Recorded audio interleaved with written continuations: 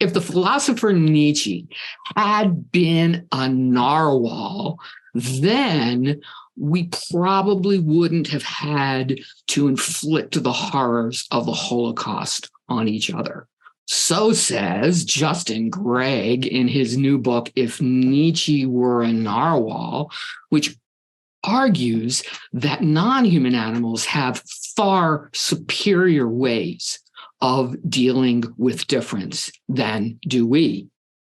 This is Pattrice Jones, and you've tuned into In Context. Justin Gregg is our guest today, but before I introduce Justin, the author, I want to introduce Justin the cow, who came to Vine Sanctuary as a calf after his mother, Jan, jumped a beef farm fence while pregnant, gave birth to her calf in the woods, and then got them both safely to Sanctuary. Justin grew up to be a gentle giant who enjoys bird watching and always spends some time each day with his mother, Jan. Jan is one of my most admired people. And whenever I am thinking about or writing about some human foible, let's say capitalism, I ask myself, how would I explain this to Jan? And what would she think about it? Mostly, I conclude that she would think it nonsensical and dangerous. Which leads us to the topic of today, human error, with our guest, Justin Gregg, the author of the new book, If Nietzsche Were a Narwhal, What Animal Intelligence Reveals About Human Stupidity.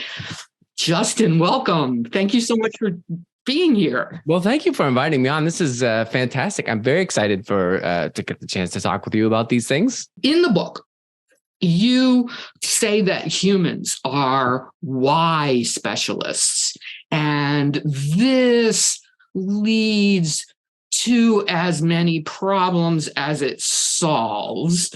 And I want to ask you about that. But before I do that, I have my own why question for you. And that's, why did you write this book? Well, I guess the one sentence answer I guess I'm usually giving is because I want people to rethink their relationship to animals when it comes specifically to intelligence and whether or not intelligence itself is all that great, the way we think of human intelligence. But the longer sort of answer is I've been studying animals for a while, animal cognition, and a lot of what I'm doing is trying to get people excited about animals or more interested in animals or treating animals better. And to do that, I'm usually giving examples of how smart they are, right? Like, oh, did you know that this animal does such and such a thing? And that's very similar to what humans do, because that gets people excited. But the reality is that drives me crazy as an animal cognition person, because why do we have to compare them to humans in the first place? And so for this book, I'm like, well, let's take a different tact altogether, which is to say, actually, maybe human intelligence is a bad thing. And so when an animal is acting like a human, that's not a good thing, because animals have better solutions to surviving in the world. So I think that there are not many people who argue that, but I took a whole book to explain why human intelligence sucks. And you thought that if we understood better how our ways of understanding suck, then what? Well, that would be the problem, of course, with humans is that we, no matter what, well, that's not true. Many cultures, certainly in the West, place humans at the top of whatever weird pyramid, whether or not this is, a Judeo-Christian pyramid or just sort of a secular society that still sees humans as having power over nature and animals. We're always at the apex. And that is the nature of the problem.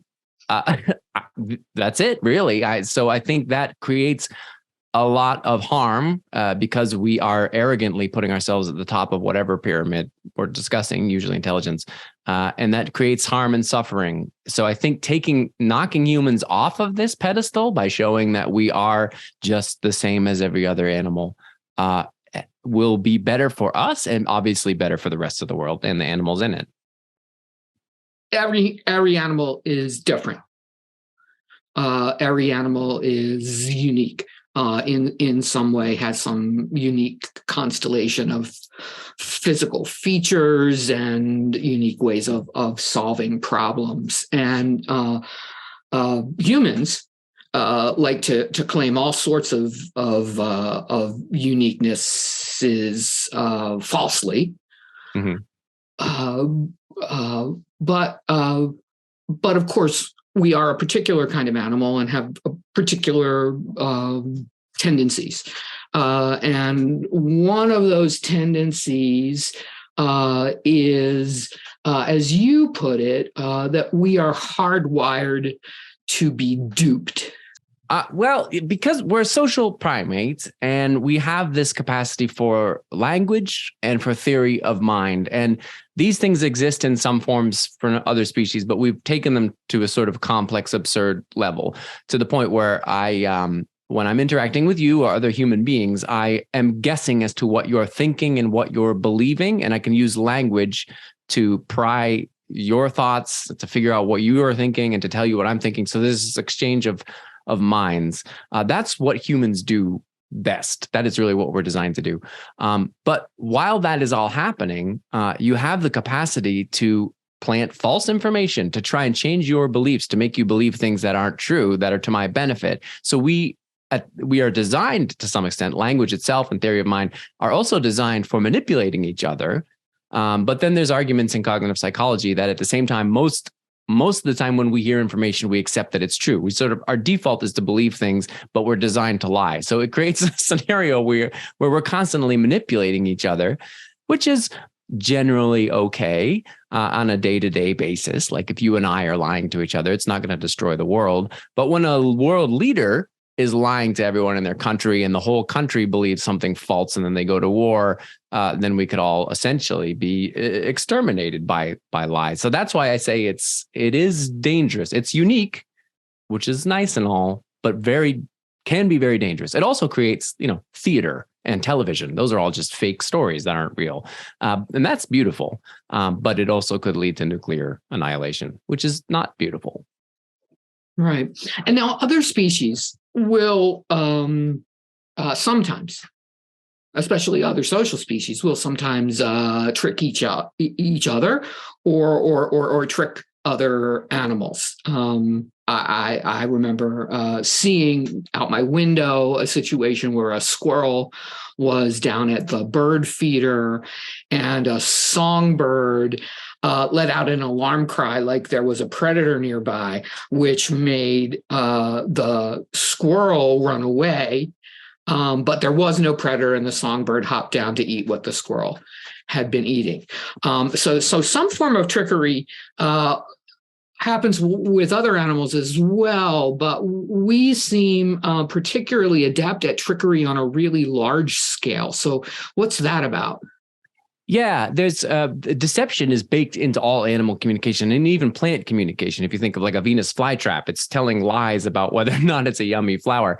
As soon as communication evolved in the natural world biologically, false information and deception became part of it. And sometimes, there are those great examples of really complicated deception that an animal seems to be doing purposefully to try and alter the behavior of another animal to fool it. But then, of course, the difference for humans is that we are really interested in not just manipulating the behavior of others out there, but manipulating their beliefs, and that is the difference. Because when a bird is making a false alarm call, it will effectively drive a squirrel away. But that bird doesn't need to know what the squirrel believes. It just needs to know that when it does that, the squirrel leaves. So it's effective.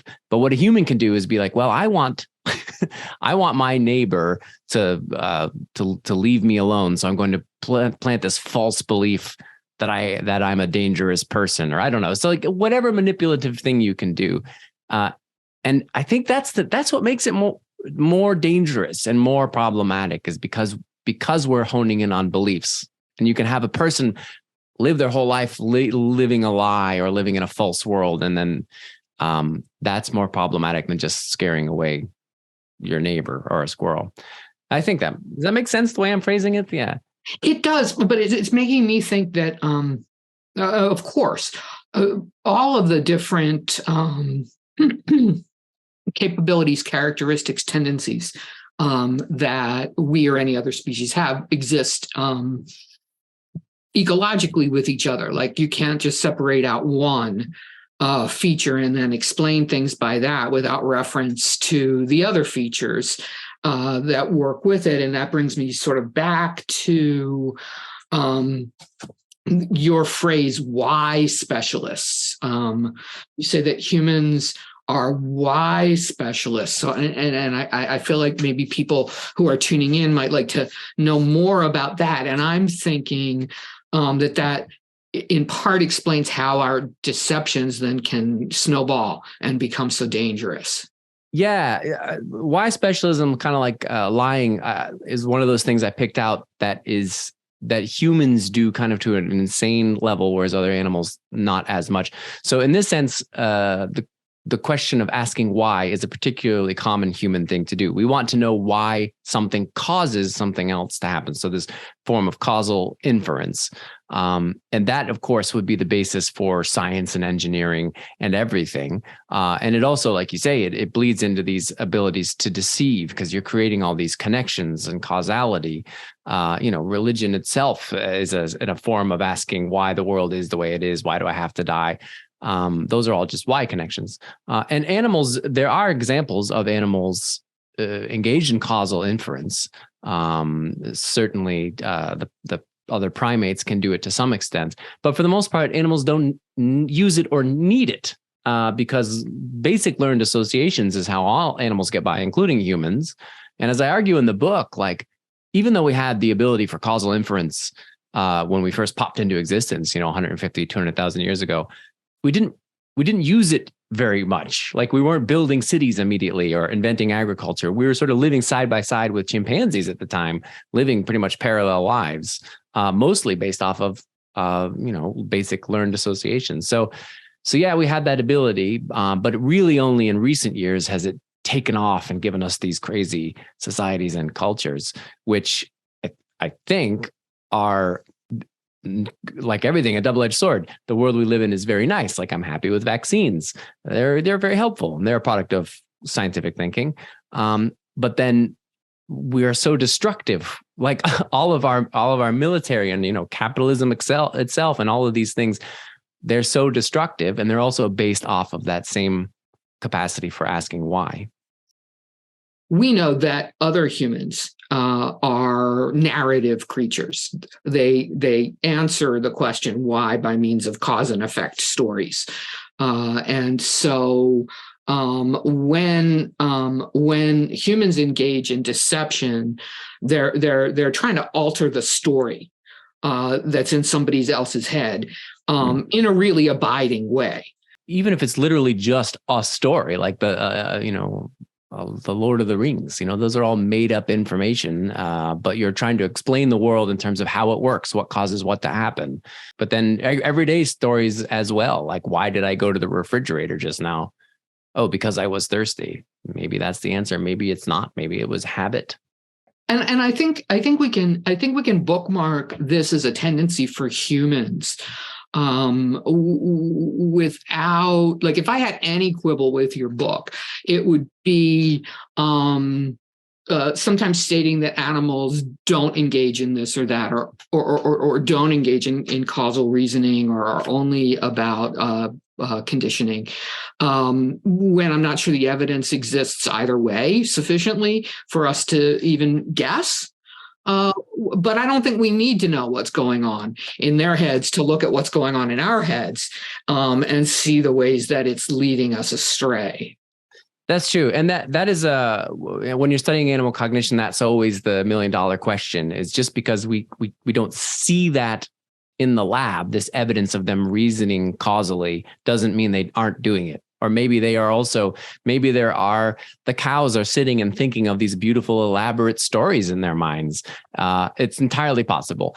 There's no reason not to think. There's no scientific reason why you would say no, because if there's anything we know, every time we say an animal can't do that, eventually someone will find that they can. That's just a truism. But I mean, from the other perspective, like the only way you can explain a lot of like human behavior, like sending rockets into space.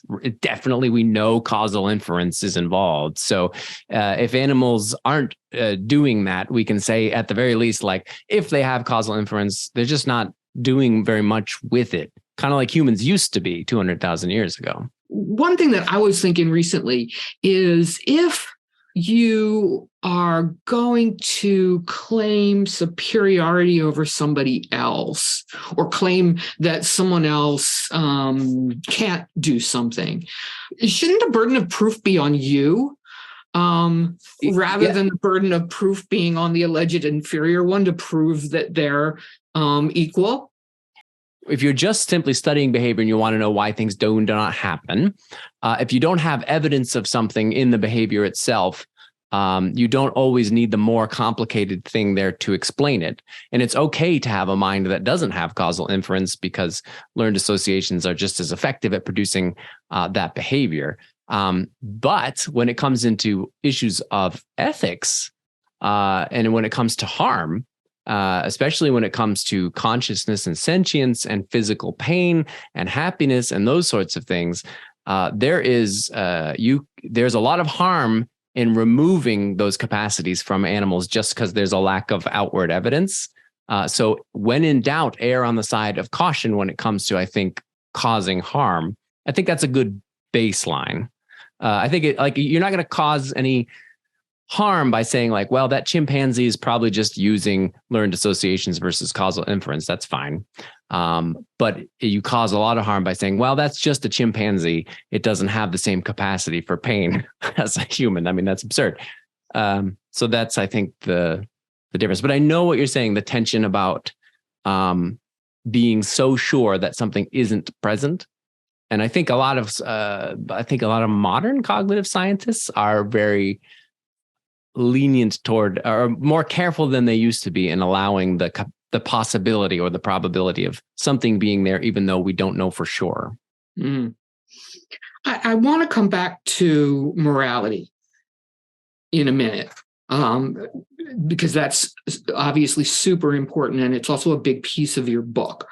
But I want to stay with consciousness for a moment and ask you what you think about the degree to which the human way of being conscious might itself lead us into error. Consciousness, as you say in the book, is one of these topics about which we've always been arguing, and about which there have been for forever and will continue to be arguments about the consciousness of other animals. The way I'm defining it for the book, which is useful for this discussion, is that it's any subjective experience whatsoever, which is the most broad definition. And so that would apply to pretty much any animal at all, including insects. Subjective experience of which you're aware? Just any subjective experience. Yes. So awareness of that is subjective experience. So you have that magical conscious awareness of being in pain. The qualia, the experience of the pain itself, that would be pretty widespread in the animal kingdom, if not universal, I would argue, and other people argue who are way smarter than me. And but the difference is, and the thing that gets us in trouble, as you point out, is that, as I say in the book, humans aren't more conscious than other animals. We're just conscious of more things. So more things means more stuff that we're thinking about. So we're conscious of a lot of our thinking, and including higher levels of complexity of self-awareness, the ability to think about yourself as a single entity in the past, imagine yourself in the future, to have thoughts about your thoughts, metacognitive thoughts about language. There's a lot more thinking going on in our brains that we're aware of. Other animals probably have similar thoughts buried underneath, but we just happen to be able to put them on paper, literally, and talk about them. And so to your point, it's kind of weird, and it can get us in a lot of trouble because we spend a lot of time thinking about ourselves, that self-awareness that we have, and then intellectualizing a lot of our own behavior. So we can justify our really terrible behavior. That's what I talk about in that morality section, because we're so aware of our thinking and our reasoning. And so we end up being a lot meaner a lot of the times because we've got a good conscious explanation for it. Yeah, but what I'm aware of is how much of our own cognition is not within our consciousness. And we make the mistake of presuming that what is within our consciousness is our whole selves, when it's actually a fraction of ourselves. That's true, because you have a lot of these cognitive biases, right? Especially when it comes to things like racism and sexism. There's things that are deep in there, and they're generating a lot of our thoughts and beliefs. But when you ask us to consciously ruminate on that stuff, we will say like, no, that's not why I did that, or that's not happening, or I don't think that way. And it is indeed under the surface driving our behavior. You're right. And so we come up with a sort of false narrative of who we are and why we do stuff when there's so much happening under the surface. You're right. And that is, I mean, other species are probably not doing that same sort of stuff. And that is kind of gross and weird, only if we're overconfident about it. I mean, the whole point is like, at least we can realize that we have these biases and these other things driving our behavior and actively try to stop them from gumming up the works, from making us bad people. So at least there's that. But you're right. And that a lot of the time we're just driven by all these things. And we think we have control of our actions, but we don't a lot of the time. Right. We think of our conscious selves, first of all, as our very selves. And certainly as the boss of ourselves, in ways that probably aren't true. Yeah, because we have these narratives about why we have done things in the past. There's so many examples in psychology of this, where we come up with these post hoc explanations as to why we did something, if it fits our autobiographical narrative that makes us a good person. That's how we can survive sort of psychologically, to create this shell around to shield ourselves from our own behavior sometimes, I think. And so trying to break through that and realize, like you're saying, that you are not the person you think you are. You're just a construct of yourself. You are yourself a social, yourself, not your organ. Your organism is a material fact in the world, but yourself is a social construction that you have co-authored. Yes, exactly. Absolutely. And so that's why things like therapy are so helpful, because you have another person to help you rewrite the story, especially when it's a bad story. Now, I'm going to shift gears, but it's only a slight shift because this keeps coming up, the really terrible behaviors and which are sometimes excused by these autobiographical stories we tell about ourselves, or excused by these moral systems that we've created. And now I want to talk especially about the chapter in your book called The Gay Albatross Around Our Necks, because as you may know, and as those who are tuning in probably know, Vine is an LGBTQ-led farmed animal sanctuary. And so we're particularly interested in the topics you talk about in that chapter, which include the prevalence of homosexuality among non-human animals, as well as the biases against homosexuality among humans that have led to marginalization. I'm quoting you now: marginalization, criminalization, execution, and even genocide. And you say that this is a case of, quote, animals having a far superior, that is less violent and destructive, normative system for dealing with differences than almost all human cultures. Yeah. I had a few, there's so many examples you can pick about how humans can sort of rationalize themselves morally into a corner to justify terrible acts. But homophobia is at the top of the list because it's the most absurd, really. As I point out in the book, like it's like same-sex behavior in animals is so common. There's so much written about it. Anyone who studies animal behavior would just be like, yeah, we all know that's totally normal. And so what I'm pointing out about it is that there are no normative systems. So I talk a lot about normativity in the book. So the sort of the little rules that guide animals' behavior to do one thing and not do the other thing. That's how all social animals behave. You won't find an animal species out there that is punishing other members of the same species for engaging in same-sex behavior of any kind. It simply doesn't exist. So it's never a problem for any social system for non-human animals. And then you look at humans, and there are so many examples of different cultures and societies and religions that have a problem with same-sex behavior to the point where they're murdering people for engaging in same-sex behavior. And that's because we have a capacity, using those brains of ours, using our consciousness, to put on paper reasons and justifications for why you should do one thing and not another. And then we criminalize homosexuality for some reason in some cultures because of some weird moral justification.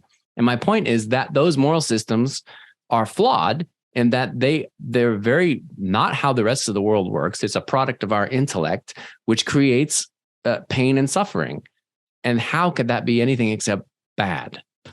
That's sort of the argument I pose in the book. And so it's the best example I can think of humans being absolutely bonkers when it comes to generating pain and suffering for no reason whatsoever.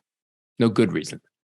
Which, of course, then leads us to the question of what, if anything, can we do about ourselves? Yes, I don't know the answer to that. But I think, at least for in the book, is to accept that maybe our intellectualization is a problem and creates a lot of suffering, because we like to think of our smarts as good. But I'm saying, like, well, no, look at all the examples of the bad things we're causing with the way that we think. And so if we can be more humble about our own place in the world, especially compared to other species, I'm hoping that will mean we make better decisions. I mean, there are other cultures that are better about their relationship to animals than we are here in North America. So there are examples that we can use to lead a different life when it comes to our place in the world. So, but we're in the culture that we're in, and so I wrote a book that gives all these scientific examples and maybe a few sort of ethical arguments as to why this should be the case. So hopefully that appeals to people. But in terms of globally, what can we do to shift the needle? It depends on how much caffeine I've had or how many glasses of wine. I'm either very pessimistic or very optimistic. So I don't know where I am today. It's only lunchtime. Right now, I was about to say right now and talk about a global summit concerning biodiversity, but there's always a global summit concerning some animal or some human problem, whether it's climate change or hunger or genocide or some ongoing war.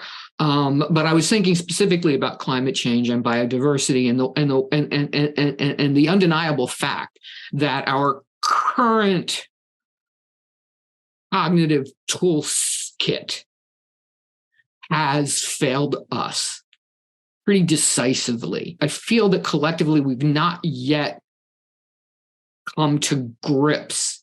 We still keep meeting and trying to solve the problem with the same cognitive tool set and being surprised and angered that hasn't made a difference yet.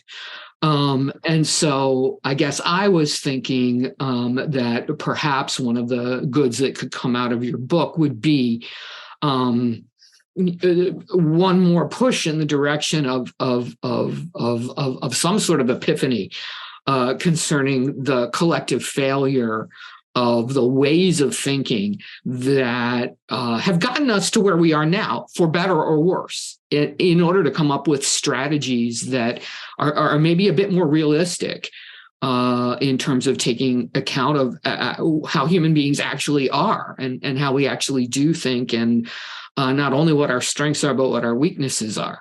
Because you say, what if we quiet down that voice shouting about the exceptionalism of our species and instead listen to the stories that other species are telling us? And I'm thinking that those stories are not only stories of our own stupidity, but stories about how they have solved problems. Yeah. Yeah, especially when it comes to morality, the way that I mean, there's the naturalistic fallacy you don't want to fall into, which is everything in nature is good, because there's a lot of terrible things happening in the animal kingdom, obviously. But for the most part, if you're just looking at a single species bopping about in the world, they are nowhere near as destructive as humans. And you can look at the way that their social systems work and realize that there are some lessons you can learn on how to live, but mostly the lesson is that the human way of thinking, the way we've set our structures up in our societies, is objectively destructive to everything and everybody. And so question whether or not you can think your way out of things, and look to examples of human cultures that are not destructive, and perhaps try and emulate those. I mean, I live here in Nova Scotia, and we talk a lot about the future of the environmental movement here, and governments, and how for decades there has been absolute marginalization and sidelining of indigenous peoples and their voices, even though we're living under treaties where they should be involved in these discussions. And the way forward usually involves bringing in those voices, especially from cultures that were already here, that lived better lives with the world around them, have them have a say at the table and actually guide our behavior. People ask me about the future and whether or not I'm pessimistic, and I'm generally pessimistic, I have to be honest. But I accidentally thought the other day that maybe there is some optimism. And that was when a hurricane came through where I live and destroyed everything. And there's trees down and people without powers for weeks. And we all came together and we helped each other out. And I realized, well, when humans are pressed into a corner and they need to solve a problem, they can do it quickly and they can do it together. And so when that problem, the current problem, climate change, becomes something that's absolutely unavoidable, and it's going to be bad, right? Then I think we might just rally and do the right thing. But like you're saying, we're sitting in all these meetings and we're having all these conversations and nothing's really changing. And I don't think we can just talk and solve our way out of it. We need to be nudged. And I'm afraid that the nudge is going to be something terrible. I don't know if you're optimistic. I don't know how you feel about how we're going to rearrange our societies. I feel like the nudges have been happening. I feel like it's pretty clear, at least to me, that our collective capacity for problem solving has reached its limit within the current ways we have of organizing our communities and ourselves. If our species has a claim to exceptionalism, it's that we're exceptionally behaviorally plastic. And so that level of behavioral plasticity always leaves open the possibility of organizing ourselves differently. And I do think that your book, which clarifies a few, certainly not all, no one book could do it, but clarifies a few of the key errors to which humans are prone. It helps to push us towards a place we need to be, which is when we say to err is human, and we really know that's true. Mm. We're very good at erring. Yeah, that would and shift to a position of presuming that we're more likely to be erroneous than not. And look and understanding that rather than superiors over the larger than human world, we're actually entirely dependent on the human, not larger than human world. It's a profound shift that I think we're going to have to make. And I think it is possible it could be made. And I know that we are capable of thinking differently and acting differently. The question is what will lead us, collectively, to call upon different of our capabilities. And I do think that your book is one of those nudges. that could help to lead us there. So let me say the title again. I've been talking with Justin Gregg, who is the author of If Nietzsche Were a Narwhal, what animal intelligence reveals about human stupidity. We're going to be reading that book for the Vine Book Club coming up. So you may want to visit the Vine Sanctuary website to join the club.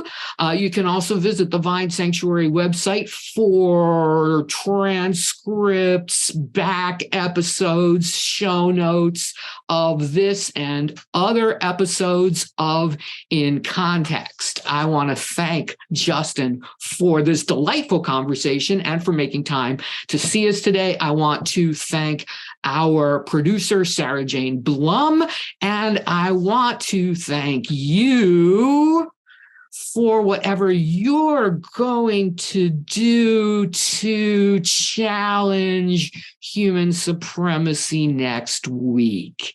I'm Pattrice Jones. This has been In Context, coming to you from Vine Sanctuary. See you next time. Bye.